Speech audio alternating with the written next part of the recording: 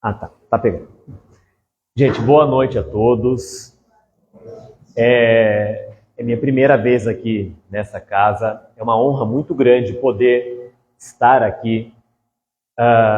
Eu comentava com a minha esposa no final do ano passado que eu estava trabalhando à tarde e à noite. Então, eu tinha poucas oportunidades para poder fazer palestras, ou finais de semana, onde eu trabalho aqui no Ataídes, ou nas férias. Eu sou professor, então em julho e dezembro dava tempo de encaixar alguma coisa. E eu comentava com a minha esposa no final do ano que, olha, eu sentia que esse ano precisava mudar, renovar muitas coisas aqui. E acabou dando certo, aconteceram várias coisas, acabou dando certo de eu mudar de horário de fato na escola. Então estou trabalhando em outros horários que me permitem que à noite eu tenha livre para poder trabalhar mais nesse sentido. Era algo que eu sentia que precisava nesse momento. Então agradeço muito o convite por estar aqui pela primeira vez. Espero que seja a primeira de muitas. E cara de pau, né? Eu mal cheguei, já estou me convidando para a próxima aqui, né? Você vê que... Mas a ideia nossa aqui é a seguinte: a gente fala hoje basicamente sobre renovação. A ideia de transformar, buscar uma mudança, sempre para algo novo e melhor. Para a gente pensar, para a gente refletir a respeito desse processo de renovação, a gente inicia esse processo com um questionamento, uma ideia, uma pergunta, basicamente. Alguém considera que hoje, 2024, no planeta Terra, de modo geral, a vida tem sido fácil para alguém? Eu acredito que não. Pelo menos para mim não tem sido.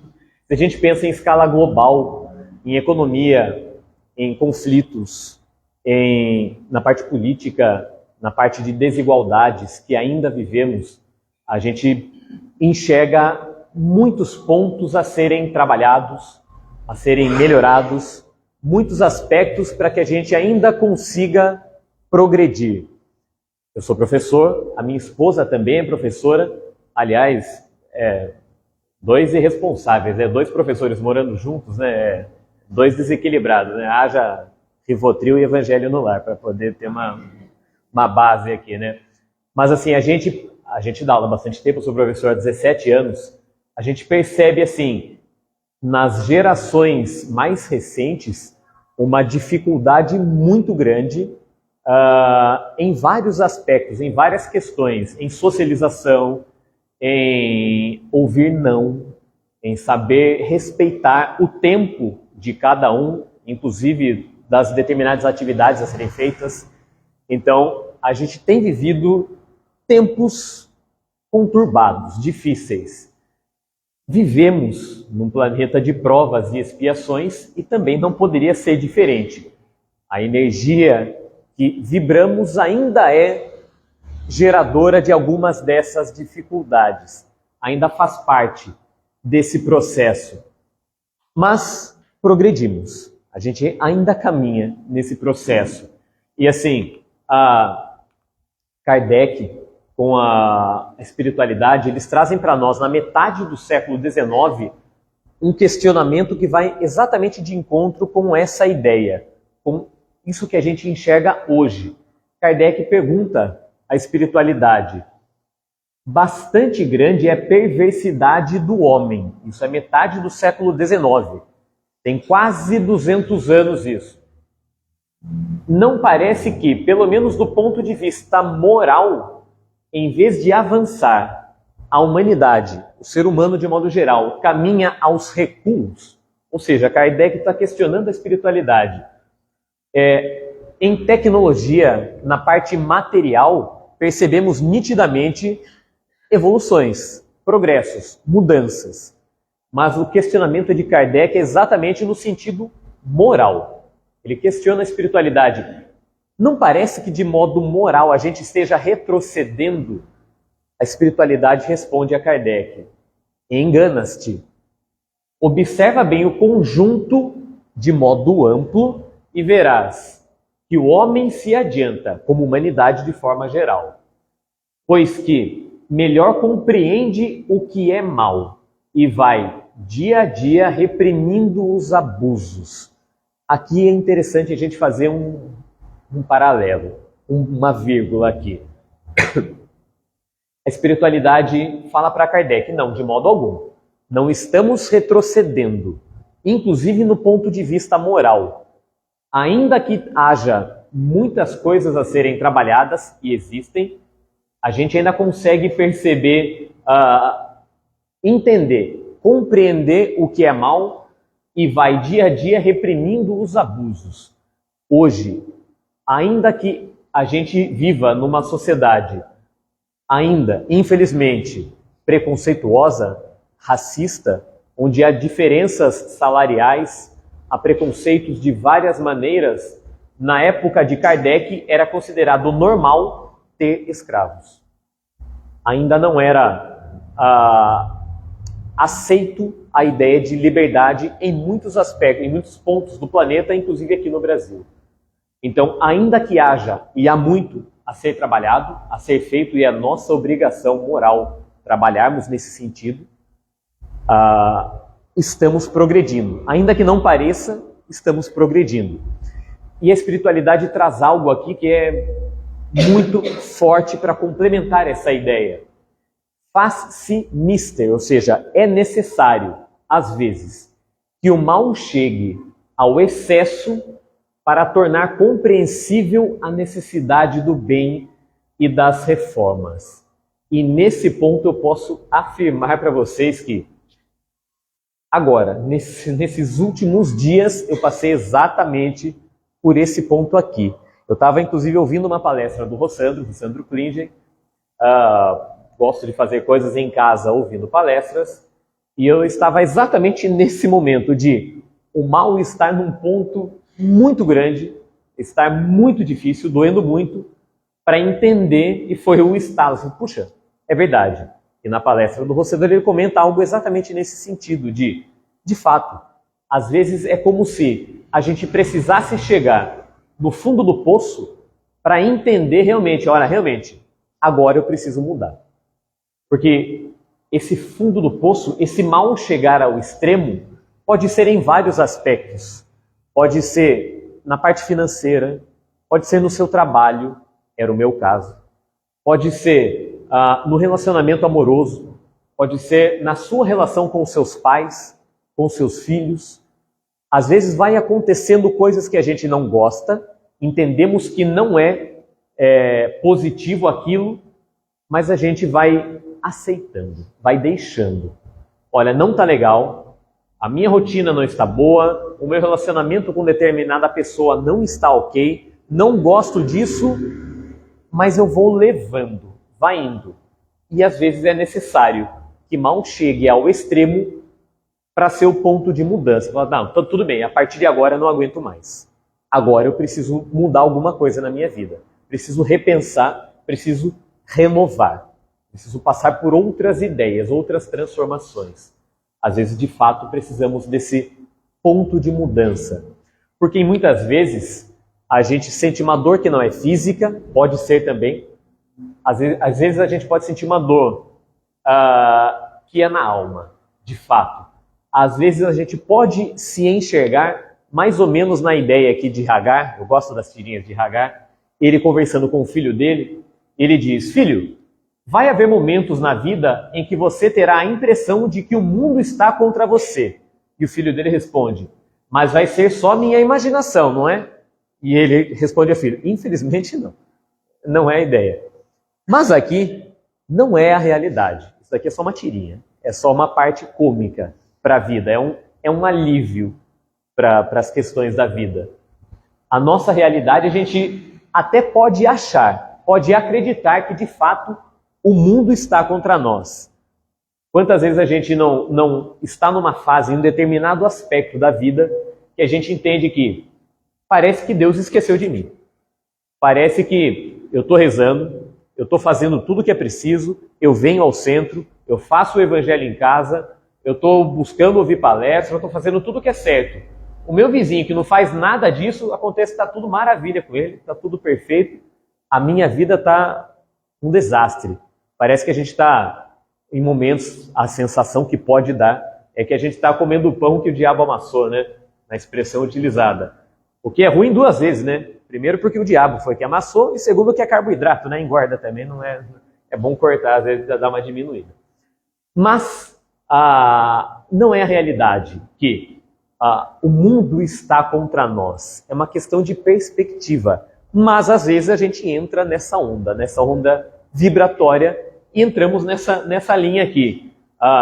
E a gente se revolta com a vida, com a economia, com o chefe, com a esposa, com o marido, com o filho, com quem quer que seja. Com Deus, a gente se revolta. Opa!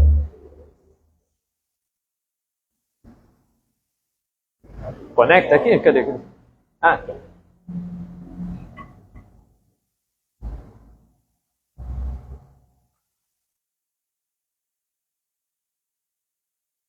Agora sim. Obrigado. E às vezes a gente pode se revoltar com a vida de modo geral, e a gente acaba adotando uma postura muito semelhante a essa sensação aqui, ó. Eu vou cruzar os braços, faço aquele beiço, e é assim que eu vou levar a vida. Já que está tudo ruim, eu também vou ficar ruim com a vida. Aí eu dizia, bom dia por quê? Para quê? Para mim não tá nada bom aqui na minha vida, tá difícil, tá ruim, tá doendo, tá, né? Vou fazer manha agora com a vida, eu tô de birra agora, tô de mal com a vida. Mas ao mesmo tempo, a gente é um ser, enquanto seres humanos, em muitos momentos somos contraditórios também. Porque eu estou achando que tudo está contra mim, eu estou revoltado com a vida, estou de beiço com a vida aqui, e ao mesmo tempo, em casa, na hora do evangelho, durante o dormir, na hora de acordar, em momentos da vida, eu vou fazer uma oração, faço o Pai Nosso, e no Pai Nosso eu digo lá, que seja feita a sua vontade, Deus. Mas quando a minha vontade não é feita, aí eu emburro. Aí eu fico aqui, eu não aceito a vontade de Deus. Aí é mais difícil de eu entender e aceitar esse momento. Então a ideia é a gente pensar um pouco sobre a possibilidade de transformar, quando a gente se encontra nessa condição aqui, é possível a gente mudar o foco. A gente enxergar, procurar buscar uma outra forma de enxergar a vida, analisar de um outro aspecto. E ainda que eu tenha dificuldade de enxergar, às vezes eu não sei exatamente o que dói, ou eu não sei exatamente o que eu posso fazer para diminuir essa dor. Indicação, recomendação. Procurar enxergar por uma outra perspectiva.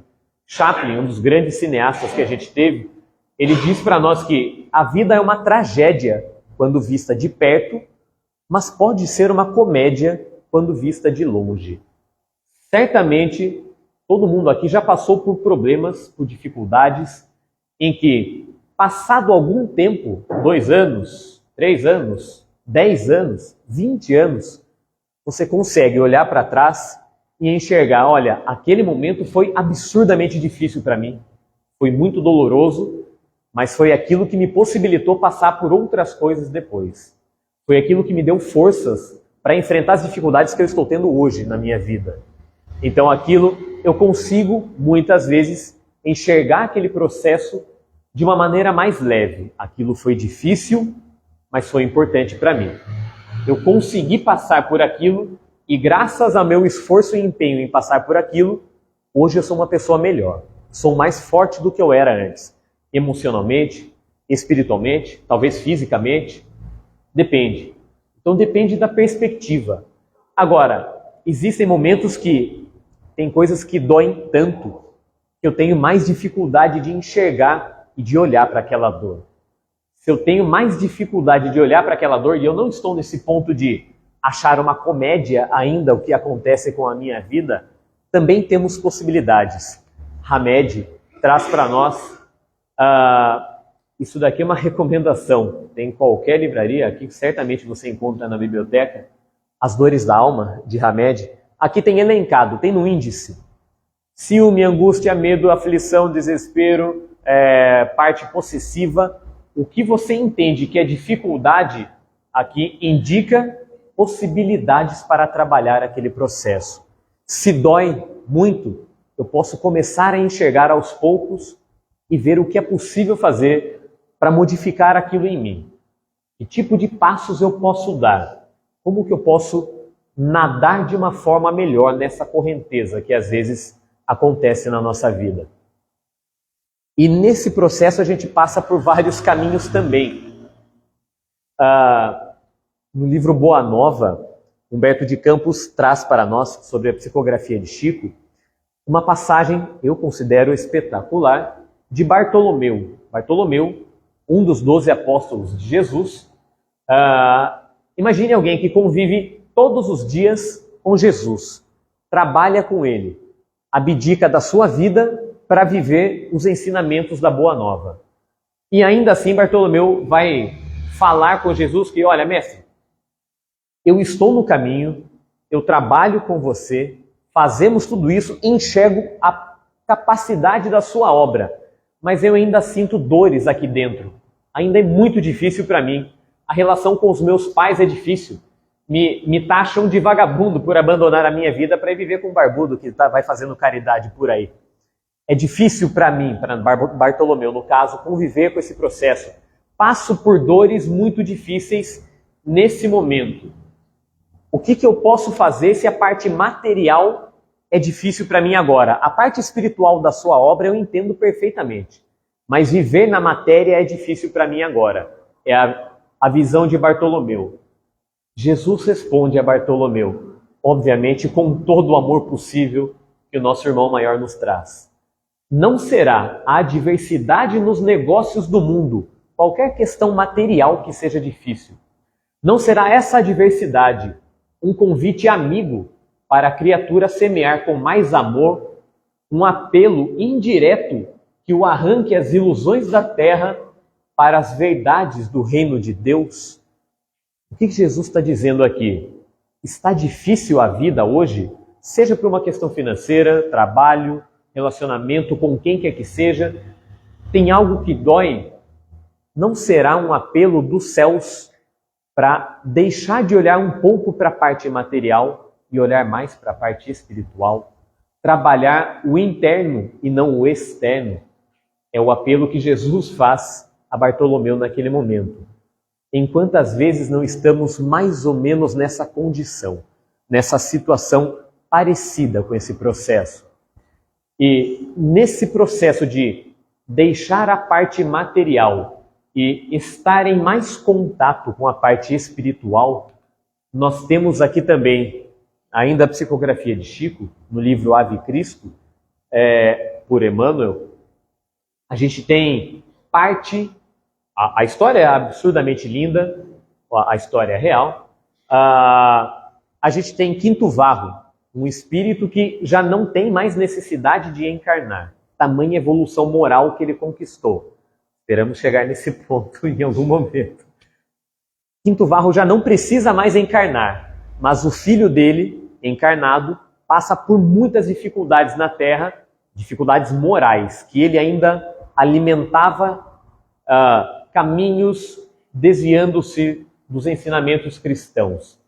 Quinto, ele pede a espiritualidade para poder voltar à Terra, para ser pai, novamente, de quem já tinha sido filho dele. É concedida essa permissão para ele, estando na Terra. Veja, é um espírito completamente evoluído, imerso na Terra, com muitas dificuldades, em desespero, em aflição, em angústias, em muitas dores. Mas ele é um espírito evoluído. Isso não tira ninguém das dificuldades de estar aqui na Terra encarnado, de maneira alguma. As dificuldades são muito para qualquer pessoa. Quanto mais o seu processo evolutivo, mais você consegue talvez lidar melhor com essas dificuldades. Mas você não está isento de passar por essas dores. Nesse momento da vida de Quinto Varro, ele foi obrigado a deixar o convívio com o seu filho, de meses de idade ainda, era um bebezinho. Ele é obrigado a isso. Veja, ele encarna só para poder estar ao lado do filho, para tentar auxiliá-lo. E nesse momento ele é obrigado a abandonar o convívio do filho.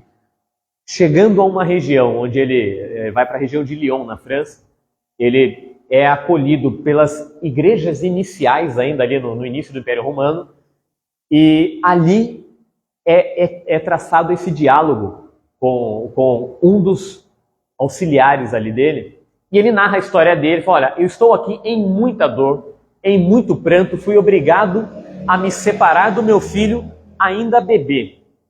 A orientação a ele é exatamente essa. A dor pode ser comparada à volumosa corrente de um rio, suscetível de conduzir-nos à felicidade na terra firme ou de afogar-nos quando não sabemos sobrenadar. Estamos imersos na correnteza de um rio absolutamente forte, a correnteza. Depende do nosso posicionamento, para onde essa correnteza nos leva. Para a terra firme com felicidade ou para o afogamento. Ele segue. Creia-nos, o Evangelho não é apenas um trilho de acesso ao júbilo celestial. Não é apenas no momento do seu desencarne que o Evangelho serve. É uma luz para a nossa existência neste mundo mesmo, que devemos transformar em reino de Deus. Ah, eu não sei nadar. É o Evangelho que nos ensina. É esse processo. O que cura ou o que trabalha em partes a dor de Quinto Varro nesse momento é a fonte da sua dor é a separação do seu filhinho querido. Aqui nós temos diversas crianças órfãos ansiando pelo amor de um pai caridoso. Então você vai trabalhar aqui exatamente na fonte da sua dor. Vamos direcioná-lo na correnteza aqui, para que você saia da dor e passe para uma conquista, uma felicidade interna. O resto do livro vocês acompanham depois, né? Não vou dar spoiler depois, aí fica essa parte. Temos possibilidades, temos caminhos para a dor, para esse processo. Esse processo parte da ideia de renovação. A etimologia, a origem da palavra renovação, vem do latim, também ali do Império Romano, renovatio. Renovatio é tornar algo em seu estado inicial, voltar ao início novamente. E para nós, enquanto seres humanos encarnados, o nosso início, o que é? Criação a partir de Deus. Somos todos criados por Deus, pelo amor mais puro que existe. Renovar é nos aproximarmos do início, nos aproximarmos da criação divina, é nos aproximarmos cada vez mais de Deus. Esse é um processo de renovação. Exige trabalho, reforma íntima. E reforma íntima, assim como a reforma que você faz na sua casa, não é rápida, não é barata, depende de muito esforço. E você começa a mexer numa partinha, surge outra para você fazer também. Faz parte do processo de reforma, íntima ou externa também, tanto faz. Mas na reforma íntima, parte desse processo é um trabalho, é progressivo, não é de uma hora para outra. Às vezes é difícil ter essa paciência, às vezes a gente pode adotar essa postura, né? Vem a paz interior, eu não tenho o tempo todo, vamos logo. Eu quero, mas acelera o processo aqui. Às vezes a gente pode chegar mais nesse ponto, nesse aspecto. A espiritualidade também nos orienta nesse sentido. No Evangelho, capítulo 9, a espiritualidade traz também para Kardec. Sede pacientes. A paciência é também uma caridade. O fardo parece menos pesado quando se olha para o alto do que quando se curva a fronte para o chão. Olhando para o chão, a sensação que dá é que a sua costa está carregando um peso descomunal. Você está com uma mochila absurdamente pesada. A orientação da espiritualidade é, ao invés de olhar para o chão curvado, mude a postura, olhe para o céu. Olhar para o céu é o convite de Jesus a Bartolomeu. A parte material está difícil, não será um convite para olhar mais para o céu? Então, se conectar mais com o início, seu estado inicial, voltar a Deus, é esse convite que a espiritualidade faz. Para isso, para ter essa paciência, eu preciso acreditar e confiar nos planos de Deus, não nos meus, nos planos de Deus. É preciso esse processo, mas esse processo também é exercício. Exercício é diário, é um aprendizado, é a todo momento. E ainda nesse processo, a espiritualidade traz para nós também outra orientação nesse sentido. Se no acesso de vossos mais cruéis sofrimentos, a vossa voz cantar ao Senhor, o anjo à vossa cabeceira, que sempre nos acompanha, de sua mão vos mostrará o sinal de salvação e o lugar que deveis ocupar um dia. No momento de maior dor, se eu conseguir me imaginar exatamente nessa condição, nos braços de Jesus, abraçado aqui, junto ao peito dele, ele dizendo para mim, confie que tudo vai se acertar. Só de imaginar essa possibilidade já dá uma... Opa, então tá bom, então acho que eu consigo, acho que dá para encarar, dá para passar por isso daqui. Se existe um exemplo de fé na literatura de Emmanuel, que eu acho espetacular, é de Lívia, esposa de Emmanuel, no momento como Públio Lentulus. Lívia, como vários cristãos, no início do processo do cristianismo, de expansão do cristianismo, havia uma perseguição absurdamente grande a todos os que professam uma fé que não os deuses religiosos romanos. Então, a perseguição absolutamente grande, e Lívia é um exemplo desse processo de fé. Para dar um pequeno spoiler para quem não leu o livro, mas isso não tira em nada todo o resto da obra, que é espetacular.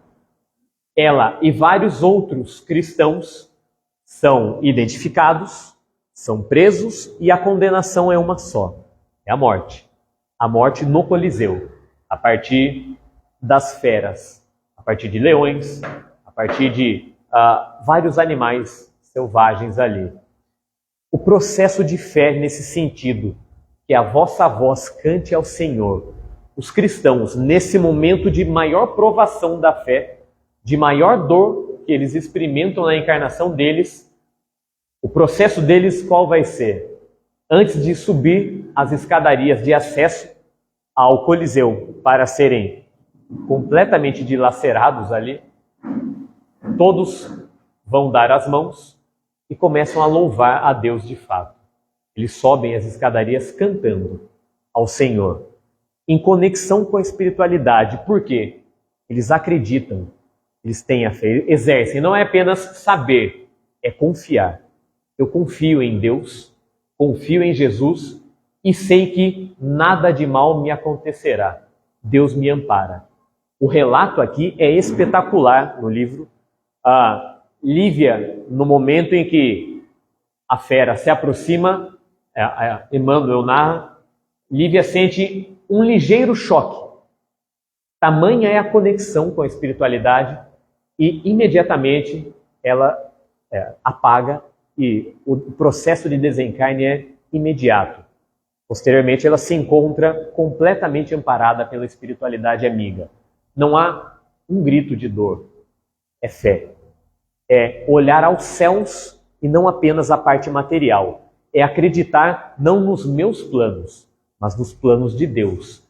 E para fechar essa partinha aqui, tem uma parte maravilhosa nesse processo de acreditar e exercitar esse processo de renovação, de conexão com Deus. Bezerra de Menezes, já desencarnado, já havia voltado à pátria espiritual, no livro Momentos de Ouro, do Irmão X, de Humberto de Campos, psicografia de Chico, tem um senhor, esse episódio é muito comentado, que um senhor ainda encarnado, mas no momento de desenlace do corpo, durante o sono, ele é levado, ele vai até uma reunião espiritual, no mundo espiritual, e lá está presente Bezerra de Menezes. E ele pede a palavra, depois da explanação que foi feita, ele pede a palavra e ele conversa com Bezerra de Menezes. Ele fala: doutor Bezerra, olha, eu sou espírita há 40 anos, faço o evangelho, frequento o centro, faço tudo o que é preciso, mas eu ainda carrego muitas qualidades negativas. Eu ainda sinto raiva, ainda sinto inveja, ainda sinto ódio, ainda sinto um monte de coisa negativa. Eu não me sinto no direito de me considerar cristão, espírita. Eu estou muito distante de você, da espiritualidade amiga. E Bezerra de Menezes, o relato de Bezerra é curioso. Ele fala, não, nós somos exatamente iguais. Eu sinto exatamente as mesmas coisas que você. Ele se espanta, fala, não, como assim? Você é Bezerra de Menezes, está me dizendo que você sente essas questões negativas, impróprias? E aqui entra a resposta de Bezerra. Perfeitamente, conclui Bezerra, sem alterar-se. Todas essas qualidades negativas ainda me acompanham. Só existe, porém, um ponto, meu caro, que não posso esquecer. É que antes de ser espírita e cristão, eu fazia força para correr atrás de todas essas dores, angústias, raivas, desesperos, aflições, inveja, de todas essas características negativas. Eu fazia força para correr atrás disso. Agora que sou cristão e espírita, faço força para fugir de todas essas características. Mas ainda as tenho, ainda permanecem aqui. Depende de onde eu aponto o vetor da minha vida, a força da minha vida. Eu quero ir em direção ou quero ir em direção oposta dessas características que eu ainda trago, de dificuldades, de dores. Esse processo de renovação faz parte desse processo de fé, desse exercício diário e constante.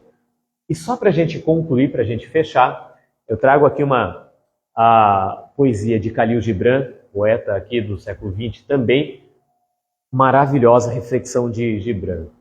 A fé é um salto no escuro para os braços de Deus. Quem não tem fé, nem salta e nem abraça, fica no escuro. Que a gente possa refletir, pensar que aspectos da minha vida eu preciso renovar. De que maneira eu consigo voltar ao início e me conectar com Deus nesse processo? Que tipo de exercícios diários eu posso fazer para estabelecer essa conexão? Que a gente possa, através desse exercício, conseguir saltar cada vez mais aos braços de Deus. Gente, uma ótima semana a todos. Muito obrigado, gente.